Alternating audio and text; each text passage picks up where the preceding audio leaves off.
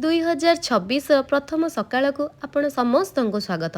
ତ ସବୁଠୁ ପ୍ରଥମେ ଆପଣ ସମସ୍ତଙ୍କୁ ନୂତନ ବର୍ଷର ଅନେକ ଅନେକ ଶୁଭେଚ୍ଛା ଓ ଶୁଭକାମନା। ତ ସକାଳର ଦୃଶ୍ୟ ତ କିଛି ଏପରି ଥିଲା। ଆପଣମାନଙ୍କୁ ଦେଖେଇଲା ପରେ ମୁଁ ବର୍ତ୍ତମାନ ବାହାରି ପଡ଼ିଥିଲି ମନ୍ଦିରକୁ। ହାତରେ ଧୂପ ଦୀପ ଆଉ ଶ୍ରଦ୍ଧା ମନରେ ରଖି ଯାଇ ପହଞ୍ଚିଥିଲି ଆମ ଘର ପାଖ ମନ୍ଦିରରେ। ବଡ଼ ମନ୍ଦିରଟି ଭଙ୍ଗା ହୋଇଥିବାରୁ ଠାକୁରଙ୍କୁ ବର୍ତ୍ତମାନ ଆମର ଏଇ ଛୋଟ ମନ୍ଦିରରେ ସ୍ଥାପନା କରାଯାଇଛି। ଆଶାର ଦୀପକୁ ଲଗାଇ ମୁଁ ମୋର ଅଳି ଅର୍ଦ୍ଦଳି ଜଣାଇଥିଲି ଠାକୁରଙ୍କ ପାଖରେ। ତ ଚାଲନ୍ତୁ ଫେରିବା ବାଟରେ ଫୁଲଗୁଡ଼ିକୁ ଏପରି ସଜା ହେବାର ଦେଖି ଲାଗୁଥିଲା ସତେ ଯେପରି ନ୍ୟୁ ଇୟର ତ ନୁହେଁ, ଭ୍ୟାଲେଣ୍ଟାଇନ୍ ଡେ। ତ ଦେଖନ୍ତୁ କିପରି କେତେ ସୁନ୍ଦର ସୁନ୍ଦର ଫୁଲ ସବୁଆଡ଼େ ସଜା ହେଇ ରଖାହେଇଛି।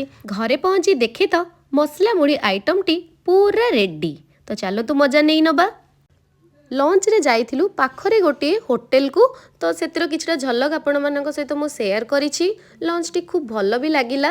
ଆଜି ଥର୍ସଡେ ଥିଲା ତ ସେଥିପାଇଁ ସବୁ କିଛି ଆମେ ଭେଜ୍ ଆଇଟମ୍ ହିଁ ଅର୍ଡ଼ର କରିଥିଲୁ। ଆଉ ହୋଟେଲରୁ ରିଟର୍ନ କଲାବେଳେ ମୁଁ କିଛି ଏମିତି ଦୃଶ୍ୟ ଦେଖିଲି ଯାହାକି ମୋତେ ସେଇଠି ଛିଡ଼ା ହେବା ପାଇଁ ବାଧ୍ୟ କରିଦେଲା। ଜିଦି କରିବା ବୟସରେ ପରିବାର ଚଳାଉଛି ଛୋଟ ଝିଅଟି। ଦେଖନ୍ତୁ ନା, ନ୍ୟୁ ଇୟର କାହା ପାଇଁ ହ୍ୟାପି ତ କାହା ପାଇଁ ସ୍ୟାଡ଼।